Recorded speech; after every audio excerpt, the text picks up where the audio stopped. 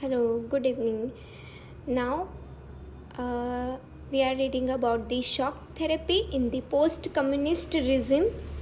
ठीक है, post communist regions कौन से थे? पोस्ट यानी जो पहले के कम्युनिस्ट कंट्रीज़ थे जो आपके सोवियत यूनियन ब्लॉक में इंक्लूड थे, ठीक है, वो अब एमर्जेंस हुए as a new independent country, ठीक है, जो आपका सोवियत यूनियन ब्लॉक से डिसइंटीग्रेटेड होकर अभी रिपब्लिक बने, एकदम इंडिपेंडेंट रिपब्लिक बने, उनमें शॉक थेरेपी को अडॉप्ट किया गया। ये शॉक थेरेपी है क्या, ठीक है, इसके बारे में अपन रीड कर रहे हैं। What is shock therapy and what are the consequences of this shock therapy, इसके क्या परिणाम निकले, ठीक है। तो first of all what is shock therapy, क्या है? Collapse of the communism was followed in the most of this countries by a painful process of the transition from an authoritarian socialist system to a democratic capitalism system, है ना। जैसे ही collapse हुआ, है ना, communism का, उसके बाद में ये जो न्यू कंट्री एमर्जेंस हुए सोवियत ब्लॉक से, इन कंट्रीज़ के द्वारा एक पेनफुल प्रोसेस को अडॉप्ट किया गया,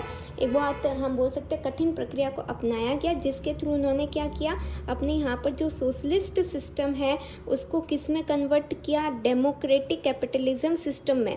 the model of transition in Russia, Central Asia and East European that was influenced by the World Bank and IMF means International Monetary Fund came to be known as a shock therapy, है ना। जो model अपनाया गया किस किस के द्वारा, Russia के द्वारा, सेंट्रल एशियन कंट्री और ईस्ट यूरोपियन कंट्री जो उसके सोवियत यूनियन के अंडर में थे, इन कंट्रीज़ के द्वारा एक ऐसा ट्रांजिशन प्रोसेस या मॉडल को अडॉप्ट किया गया दैट वाज, जो किससे प्रभावित था, वर्ल्ड बैंक और international Monetary fund.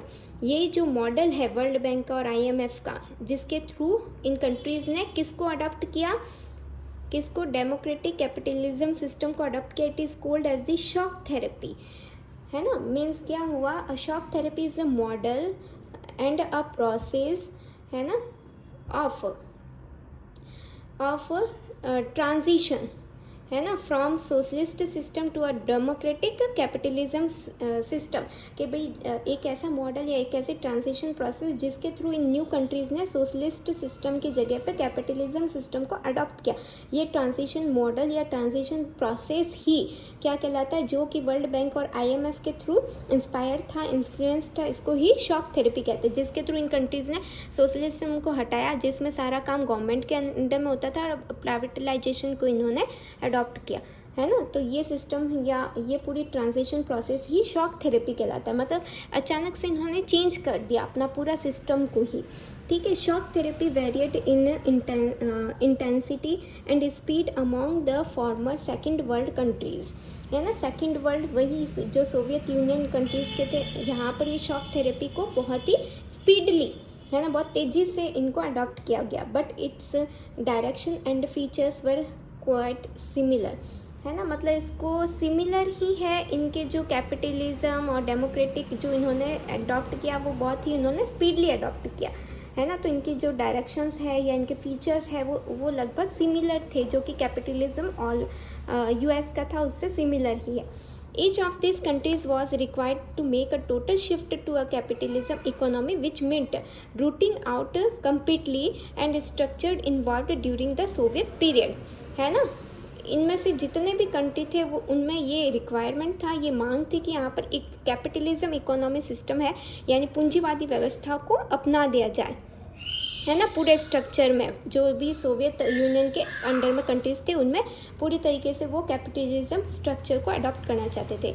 Above all it meant that private ownership was to be the dominant pattern of the ownership of the property। इसका मतलब वो सब ये चाहते थे कि अपने कंट्री में प्राइवेट ऑनरशिप यानी कि निजी स्वामित्व का जो है पैटर्न वो अडॉप्ट कर लिया जाए। Privatisation of the state assets and cooperative ownership pattern were to be immediately brought in, कि जो भी प्राइवेटलाइजेशन है और प्राइवेट ऑनरशिप है ना, वो सबको इमीडिएटली अचानक से अडॉप्ट कर लिया जाए।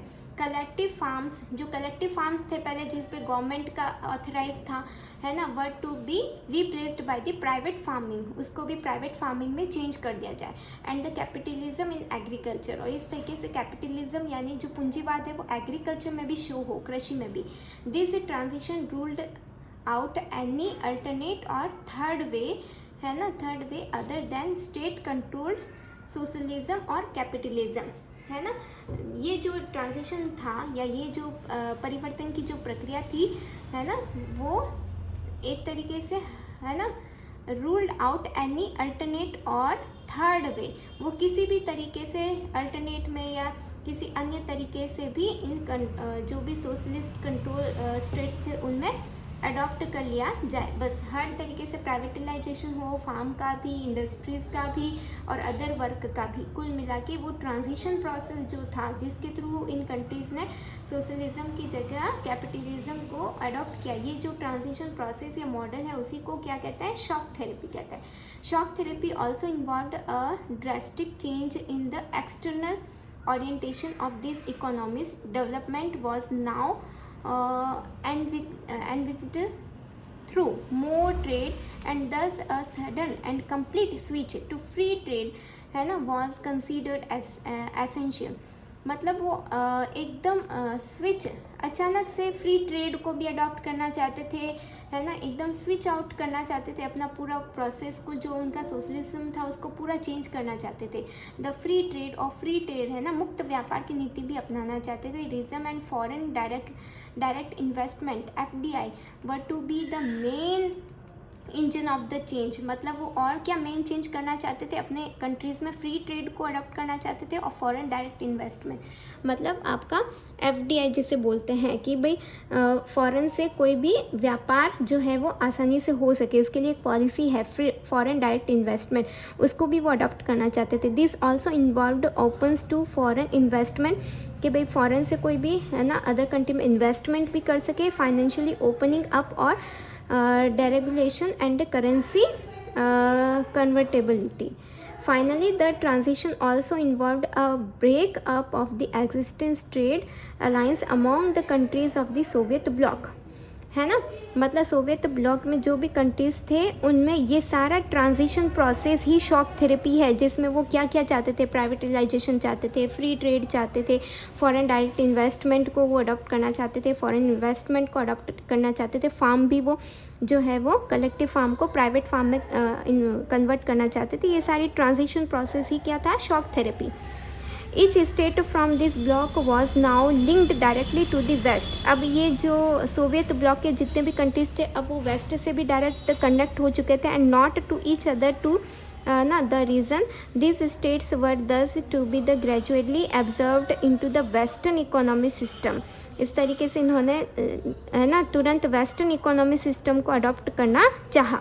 The western capitalism states now become the leaders, और जो वेस्टर्न के जो कैपिटलिज्म स्टेट्स थे खासकर US, वो इनका लीडर बन गया।